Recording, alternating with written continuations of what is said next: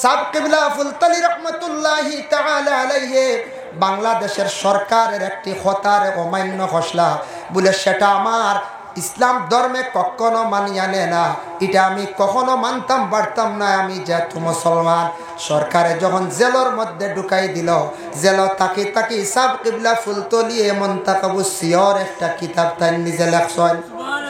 Sub কিবলা ফুলতলি আল্লাহর ওয়ালি, বিখ্যাত ওয়ালি, উপমহাদেশের মধ্যে একজন চিহ্নিত ওয়ালি, যে ওলির বাড়িতে প্রতি বছর বাবা 15 জানুয়ারি বিরাট আকারে একটি সালে সব মহফিল আয়োজন হয়।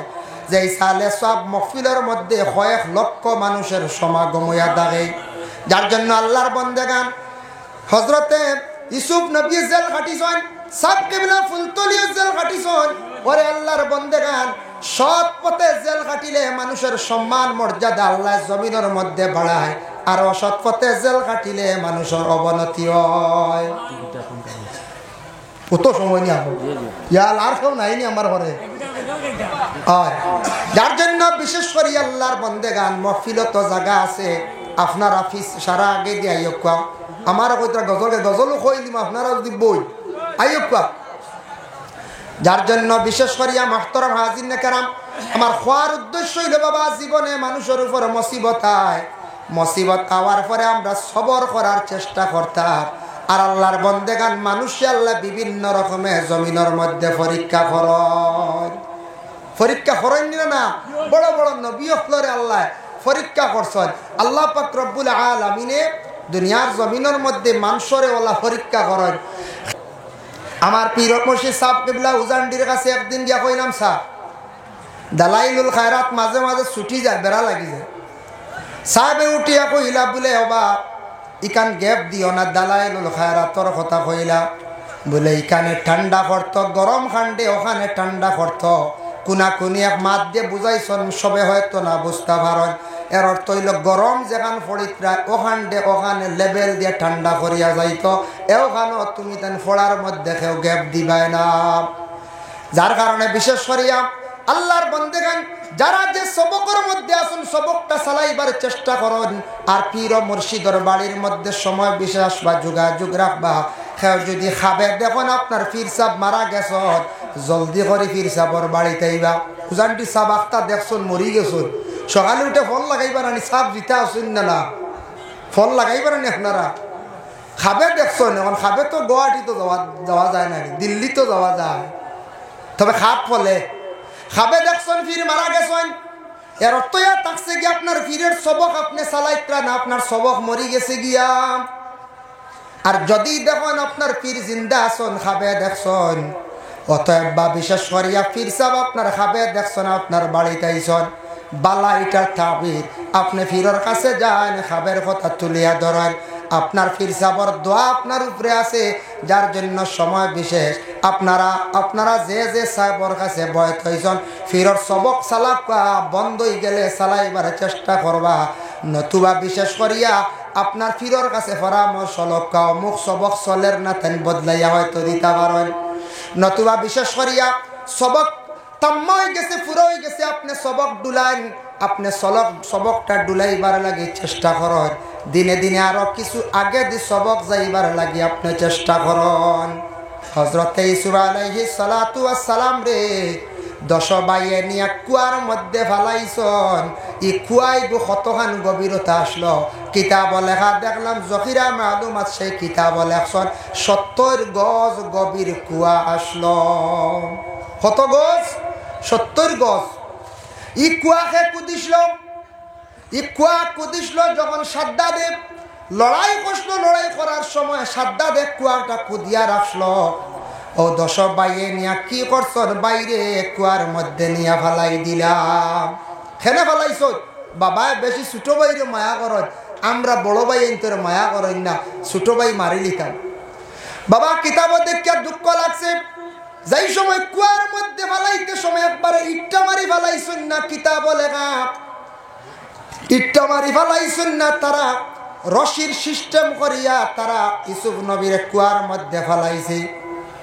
ও সময় শরীর তাকি তারা কাপড় খুলে ইউসুফ নবী খান দিয়া কইলা, ও ভাইয়ান তোমরা আমারে কুয়ার মধ্যে ফেলাইতে রে বাবাইন ঠিক আছে, তবে আমারে পর্দার হালত খান্তা রাখো, তোমরা আমারে উলঙ্গ অবস্থায় তোমরা আমারে পানির মধ্যে ফেলাইও না, কুয়ার মধ্যে ফেলাইও না রে ভাই।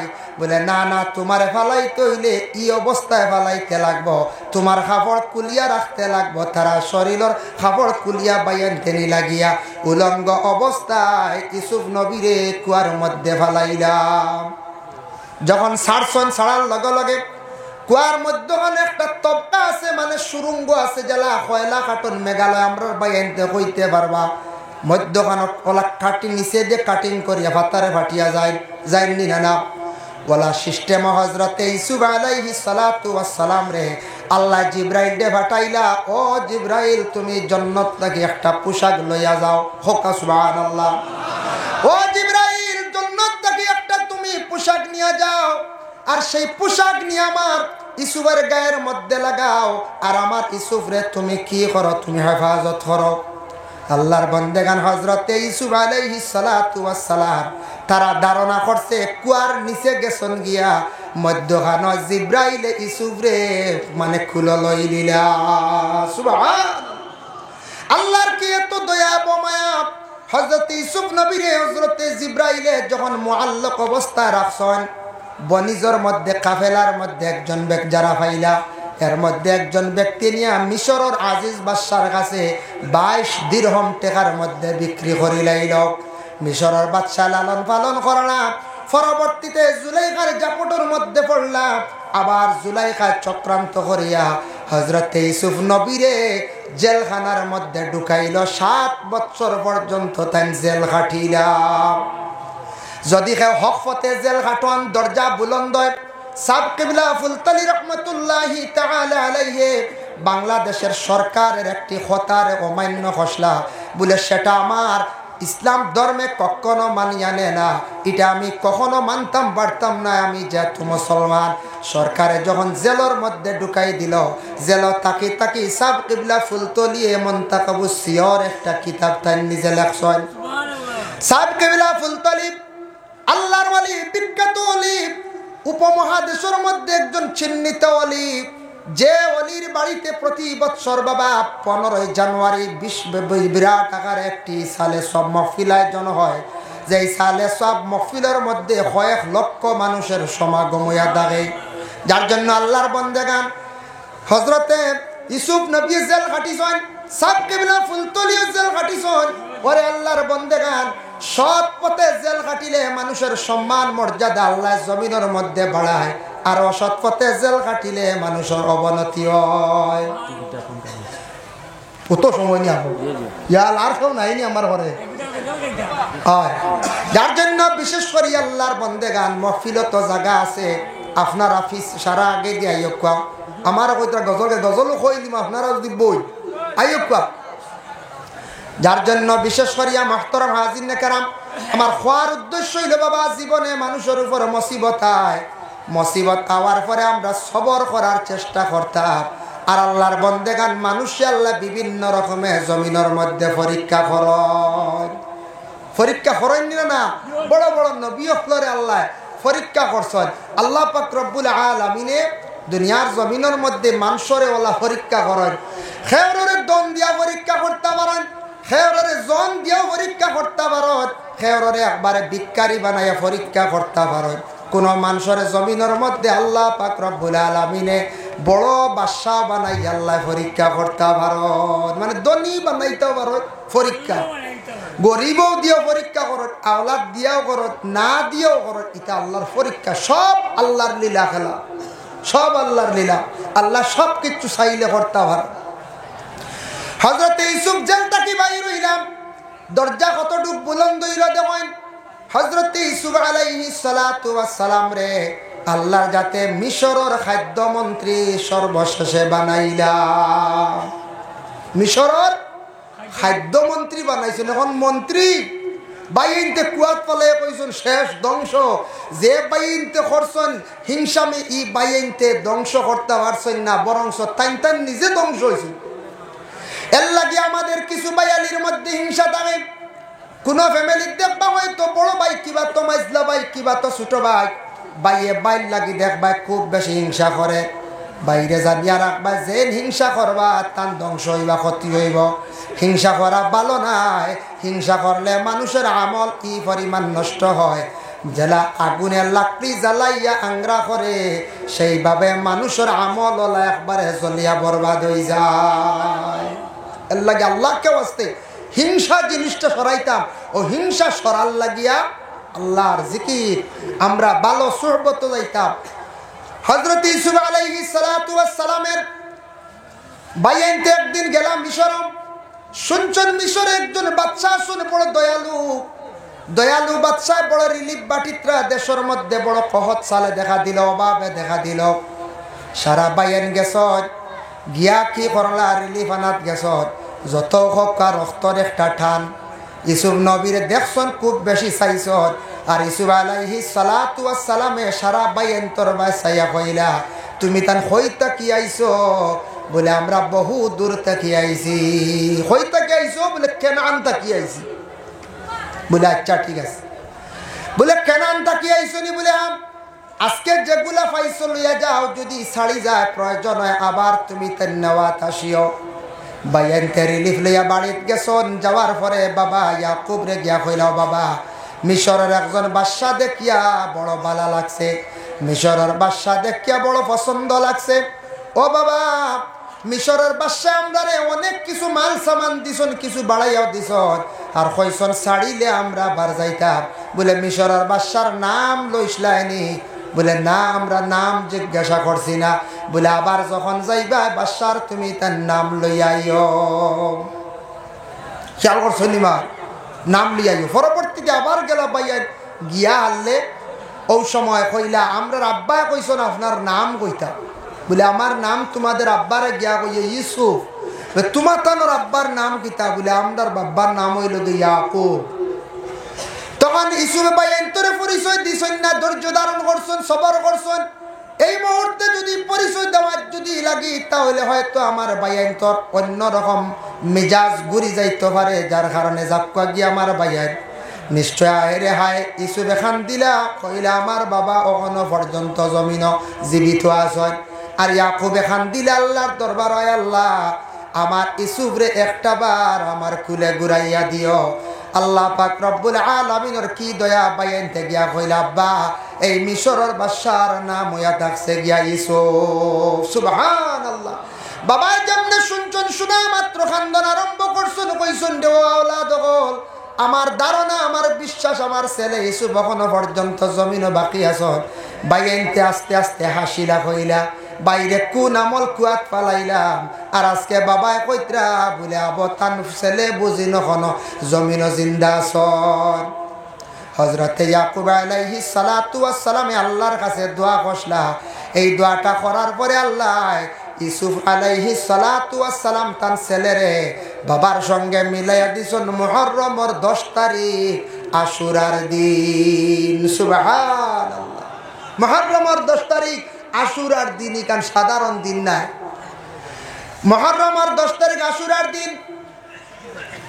কোন যদি বন্ধ হলে এতিম বাচ্চান্তর যদি মাথার মধ্যে যদি হাত রাখে, মায়া করিয়া যদি সে হাত রাখে, দয়ার নজরে যদি হাত রাখে, সওয়াবের উদ্দেশ্য যদি হাত রাখে, আল্লাহর বান্দা আপনার হাতের নিচে যত গেছা চুল পড়ব, ততটুক সওয়াব বান্দার আমল নামার মধ্যে আল্লাহ দিবা।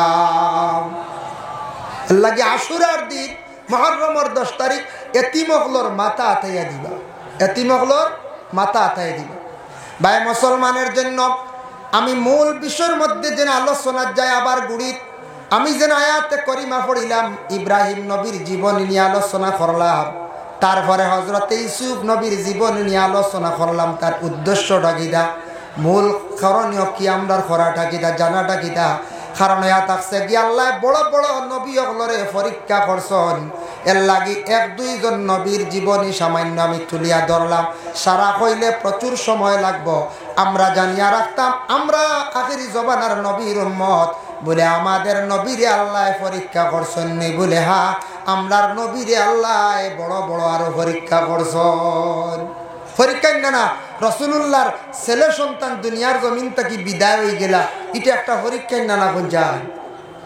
নবিয়ে মেয়ে সন্তান জীবিত রইছন, জিন্দা রইছন, কিন্তু আল্লাহর রসুলে তান ছেলে সন্তান জমিন থেকে হারাই দিল, আল্লাহ নিলা গিয়া কত বড় দুঃখ নানি পঞ্চায়।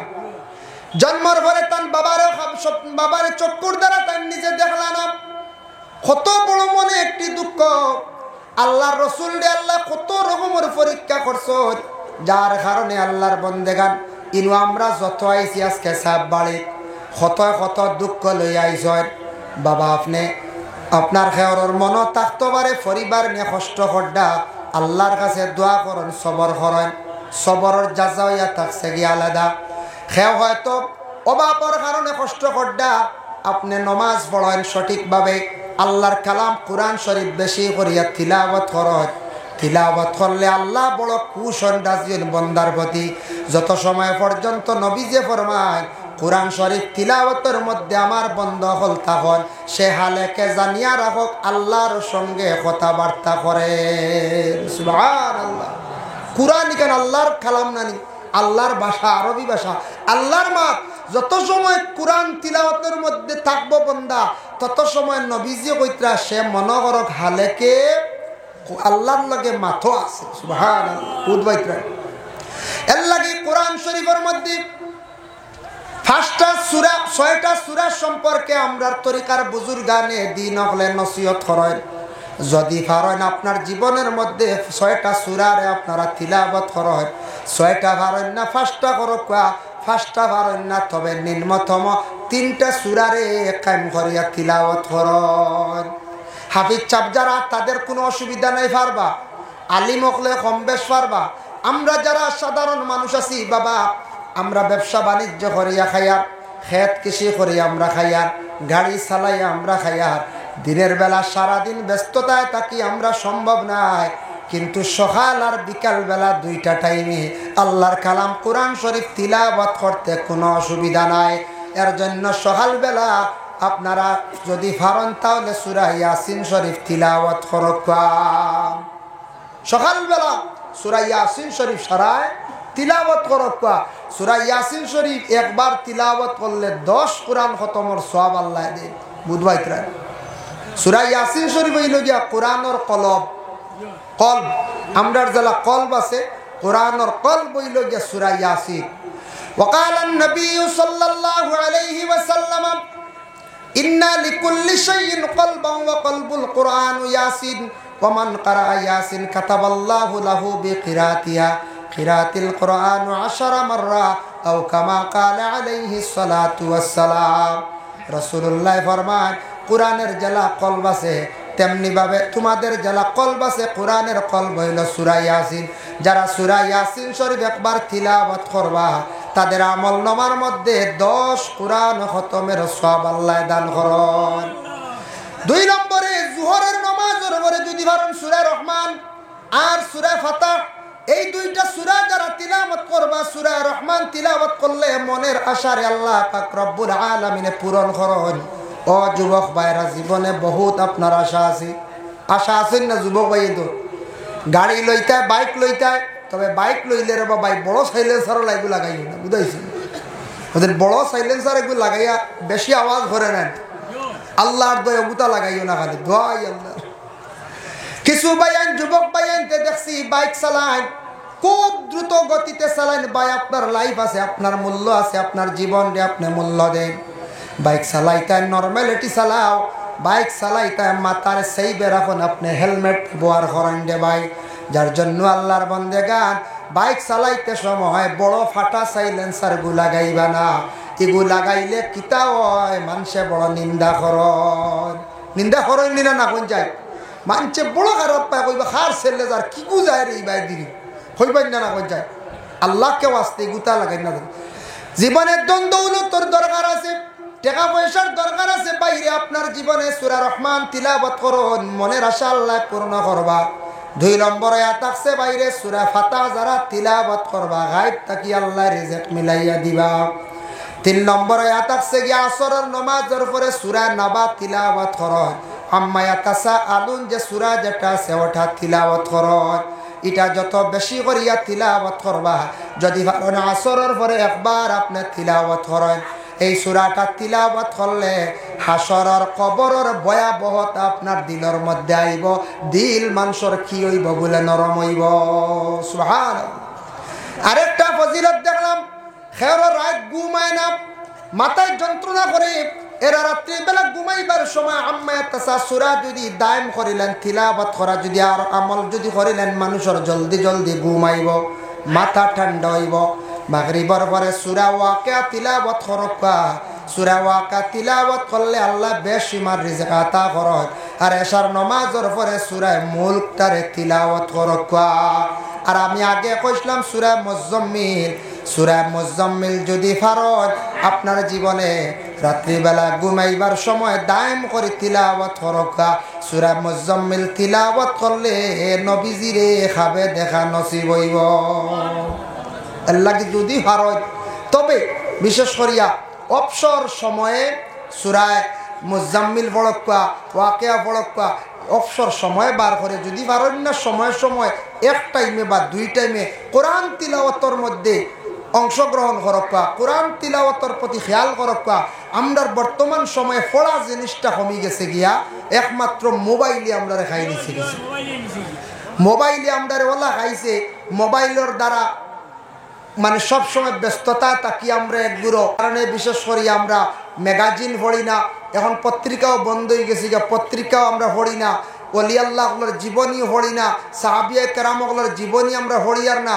আমরা এটা পড়ার দরকার আছে। মানুষে ইগুলা বই পড়িলে মানুষের জ্ঞান বাড়ে, অনেক জ্ঞান হয়। সাহাবায়ে কেরামগুলোর জীবনী পড়কা, এরপরে ওলি আল্লাহগুলোর জীবনী পড়কা, এরপরে আপনার বালা পণ্ডিত হলে বালা বালা এক একটা ব্যাপারে বই লেখছেন, গ্যালাস্কি ব্যাপারে বই লেখছেন, মহাকাশ ব্যাপারে বই লেখছেন, ওটা পড়ার দরকার আছে। আমরা নলেজ বাড়িব, আমরা কি তৈব নলেজ বাড়িব। এর জন্য বিশেষ করিয়া আমরা পড়ার দরকার আছে। ভাইয়া একটা সময় যুবক ভাইয়েন আপনার জীবনে মোবাইলটার একটু সময় বন্ধ রাখিয়া কি করেন, দয়া করিয়া কোরআন তিলাওয়াতের দিকে অগ্রসর হয়। আমি গেলাম মক্কা গিয়ে দেখলাম আপনাদের দোয়ায় আরব দেশে মক্কা নগরে কোরআন তিলাওয়াতের প্রতি এত বেশি মানুষ আগ্রহী, আরবের মানুষেরা। তারা দেখলাম এশার নামাজের পরে সূরা মুলক তিলাওয়াত করে। মসজিদে বিভিন্ন সুন্দর সুন্দর থালিয়া আছে গোল্ডেন কালার, কোরআন শরীফ টান মারিয়া বাইর করে, সূরা মুলক তিলাওয়াত করে। মাগরিবের পরে সূরা ওয়াকিয়া তিলাওয়াত করে। আমি নিজে দেখলাম আমার পাশে একটা আরবি মহিলা, যেমনে দেখলাম জোহরের পর থেকে তিলাওয়াত আরম্ভ করলে হরমের ভিতরে দুতলায় একবারে সন্ধ্যা পর্যন্ত তিলাওয়াতের মধ্যে ছিল। সেই মহিলাটা একাধারে আমার ধারণা দেখলাম প্রায় 7 থেকে 8 পারা তিলাওয়াত করি লাইল। আমাদের দেশে মা বোনেরা কোরআন শরীফ তিলাওয়াত করতা, আল্লাহকে ওয়াস্তে যত বেশি তিলাওয়াত করবা আল্লাহ সম্মান মর্যাদা বাড়াইয়া দিব, আপনার পেটে আল্লাহ নেক সন্তান দান করব। কিন্তু আমাদের দেশে বর্তমান বেহাল অবস্থা বাবা। আমাদের দেশের মা বোনেরা কোরআন শরীফ ঘরের মধ্যে রাখিয়া পর্দারে এই পরিমাণ সরাইয়া রাত্রির বেলা গাড়ি রিজার্ভ করিয়া মেলার বাজারও মেলাত গেলে গুড়া শুনলেন। ইয়া আল্লাহ, দিন এক মানুষের রিপোর্ট দিছে, কইছে বাপর বাড়ির থেকে পয়সা আইছে, আইয়া বাপে পয়সা দিয়া কইতরা দামান বাড়িত নাই বেঙ্গালুর, আমি তোরা পয়সা দিছি আমার ফুড়ি ঘুরে বিয়াই একবার মেলাত লইয়া যাইব। বুঝাইছে বাপে পয়সা ফাটে দিছ, ছোট বাচ্চাকে দিয়া কইতরা বিয়াই আমার ফুড়ি ঘুরে একবার মেলাত লইয়া যাইব। বুধবাইতরাই খানো গিয়ে আমরা পৌঁছেছি ফুড়ি মেলাত নেওয়ার বুঝা যার আরে আল্লাহ মনে হয় আজমির ইজমির যাইতরা কিনা কি যায় না মক্কাত লইয়া যাব। কি হালত, কি পর্যায়ে আমরা পৌঁছেছি। এর লাগিটা আমরা শরম করা দরকার। আমরা লাগে আমরার মা বোন হল স্বামীর অসাক্ষাতে কোনো জায়গাত যাইতা না। আর ও যেন মেলা গানো যেন মেলাত যাকে শরিক হইতরা খালি গুণাগার হইতরা, খালি গুণাগার হইতরা। এক তো এটা আমরার লাগে বিলকুল নিষিদ্ধ। দ্বিতীয় নম্বর মহিলাগুলোর হায়া সরম উঠে, এটার তাকি অন্য জাতিরা আমরারে নিন্দা করে নিলে না। অন্য জাতিরা কর ইসলাম ধর্ম শান্তির ধর্ম, ইসলাম ধর্ম পবিত্র ধর্ম, ইসলাম ধর্মের নারীরা তারা বড় আদর্শবান, ইসলাম ধর্মের নারীরা বড় পবিত্র হালতে থাকে, পর্দার হালতে থাকে। এখন তো আমাদের মা বোনদের যে হালত বেহালত অবস্থা, এগুলা দেখিয়া কোনোদিন আর ইসলাম ধর্মের নারীদের আর প্রশংসা করতো নাই। হইব বলে ইসলাম ধর্মের নারীরা বর্তমানে সমাজ নাই, বর্তমানে এরা শহরের মধ্যে এরা বাইরে গেছেন গিয়া। আল্লাহকে ওয়াস্তে যারা বিবাহ করছেন নিজের স্ত্রীরে ঘরের ভিতরে রাখার চেষ্টা করেন, সময় পেক্ষে আপনি ভ্রমণে যান, যাই আছে ডাক্তারের কাছে যাইত্রা, আপনি দিল্লি সফরও যাইত্রা যান, দেশ বিদেশ দেখা প্রয়োজনে আপনি লইয়া যান, সেই বেজায়। কিন্তু কিছু জিনিস আছে এগুলার মধ্যে আমরা লাগি যাওয়া নিষিদ্ধ। ইতার যাইতাম না, এটা বড় নিন্দা করে মানুষে। আল্লাহকে ওয়াস্তে আমরা ইতার দয়া করে যাইতাম না। দয়া করি আমরা সারায় মা বোন ওগুলোর একটু বুঝাইবার চেষ্টা করতাম। আমরা যারা আর বাড়িয়ে করে মা বোন বয়ত হইছেন না, কিছু বয়ত করা, মহিলা ওগুলোর বয়তর প্রয়োজন আছে, সাহেবরে নিয়া বয়তর মহফিল করা, মহিলা ওগুলোর বয়ত করা একজনের একটা তরিকার অন্তর্ভুক্ত, তখন অটোমেটিক আইব যে আমার সাহেবে সবক দিয়েছেন, কিছু সবকও ঢুকবা, দুরুদ শরীফ পড়িবা, আস্তাগফিরুল্লাহ পড়িবা, সাহেবর কথা স্মরণ হইব।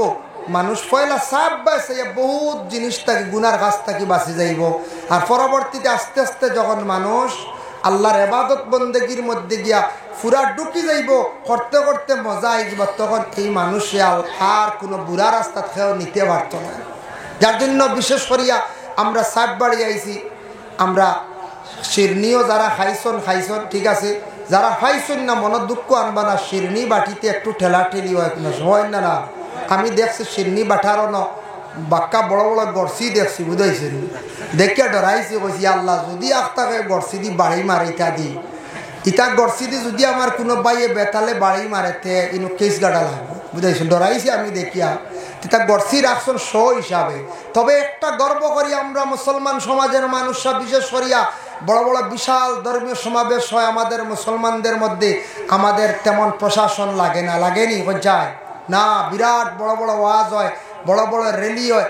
আমরা মুসলমান সমাজের মধ্যে এইরকম কোনো ধরনের উশৃঙ্খল বিবাদ হয় না। তবে দুঃখ লাগছে, আজকে দুই একটা খবর পাইলাম যে কিছু মোবাইল চুরি হয়েছে না না কোন যায় ওইছে, শুনিয়া দুঃখ লাগছে। না ফড়ল নি না খেয়ে নিল, বুঝাইছেন নি, যদি ফড়ে তো দুসরা মার। আর যদি সাহেব বাড়ি ওয়াজও আসিয়া একটা নেক মহফিলের উদ্দেশ্য রানা দিয়ে আসিয়া যদি মোবাইল লইয়া যায়, বহুত বাদ কাম করছি। এক তো অবৈধ দুইটা চুরি করলাম, হারাম কাজ করলাম, আর 2 নম্বরে বহুত ভালো এক জায়গাত গিয়া বাদ কাম করি আইছি। হাজার হাজার মানুষ সাক্ষী, আমিও কই আর সারা শুনিয়া না, ই মানুষ কিয়ামত দিনা ছুটিবার লাইন আছে নি, কই যায় কত সাক্ষী বঞ্চি। আর জুতাও খেয়াল রাখবা, জুতাও চুরি হইতে পারে, বুঝতে পারছেন। আমার জীবনে 2 জোড়া জুতা চুরি হয়েছি। বাদে আমি আল্লাহ দিলে এক ভদ্রলোকে কইয়া দিছিল, আমল করছি, আল্লাহ হায়াত দেখ। এক মানুষে কইল আপনার জুতা চুরি গেছে জানুন না, জুতা তো চুরি হইতো নাই, একটা সেইবে থাকবা বলে কিলা, বলে জুতা সুন্দর করে ফাইট করি তৈও না, অন্য এখান আর হনে এখান থেকে 3 মিটার সরাইয়া, দেখছেন। ও এখন আমি শহরের মসজিদও গেলে, টাউনও গিয়া নমাজ পড়াত লাগলে জুতা হাসাও অন্য এখান আর 3 মিটার 2 মিটার সরাইয়া এখান, এটা সুরে তো আর জমাইতে পারতো না, 2 এখান জোর মিলাইতে পারতো না, নিতেও পারে না, হাসাও এখন আর জুতা চুরি হয় না, বুঝাইছেন নিবা। এর লাগে এগুলো শিখিয়া রাখবা। আর আপনারা দূরই থেকে যারা আইসন, জুতা এটা বারে দেখছি প্রচুর থুকাইয়া পাইতা না, উষ্টার আগু কোন গান খানা যাইব, পলিথিনের ডুঙ্গা এগু সারাই আনি দিবা, ব্যাগ এগু বা পলিথিনের ডুঙ্গা, জুতার ঢুকাইয়া যারও জুতা রাখি দিবা। বড় বড় মহফিলও গেলে ও সিস্টেমে থাকবার, হিগুইল অন্য পদ্ধতি। মসজিদে জুতার ঢুকাইলে খাদিমে কুদাইব না কোন যায়, এর লাগিয়া ও দোকান 2 মিটার, বুঝাইছেন, ও আর সুরে জোর মিলাইতে পারতো না। আমি নিউ দিল্লির দেখলাম এক ভদ্রলোকলা বিছনা ফাড়িয়া আরাম করে, আর ছোট 11-12 বছরের বাচ্চাকে দেখলাম জুতা জুতা এখান লইয়া দৌড় দিছি। বেটা বাক্কা কতখান দমক দিয়ে ফাটছে না, কন্ট্রোলে আনতে পারছে না, গেছে গিয়া। বেটা দেখছে এখন জুতা গেছে এখান নিছে, দোকান না এখান বাদে দেখছে বেটা বেগুক নিব গেতে সরি যায়, বেটা গেছে গিয়ে বেটা বস্ত নিয়ে আটাইয়া দেখিও হগু আইছে, হকান লইয়া আইয়া মানে জোর মিলে গেছে, বুঝতে পারছেন নি। তার খাম হইল এখান লইয়া দৌড় দেই, তাই শিকান এমনি ফালাইয়া যাইবা, বুঝতেছেন নিমা। কত ধরনের ব্যবসায়ী বুঝাইতে বিনা পুঁজি কারবার। আল্লাহকেও আসতে দয়া করিয়া জুতা চুরি ইয়া খুব নিম্নতম কাজ, খুব খারাপ কাজ। মানুষের জুতা চুরি করা, জুতা নেওয়া, ও যে মোবাইল নেওয়া, ইটা কিয়ামতের দিন হাতে সাক্ষী দিব। যে বাবা যারা চুরি করছেন মোবাইল, যে বাবার বা জুতা চুরি করছেন ফায়ে সাক্ষী দিব, হাত জুতা লাগাইছেন হাতে সাক্ষী দিব। আলিয়াউমা নাখতিমু আলা আফওয়াহিহিম ওয়া তুকাল্লিমুনা আইদিহিম ওয়া তাশহাদু আরজুলুহুম বিমা কানু ইয়াকসিবুন। কিয়ামতের দিন জবান বন্ধ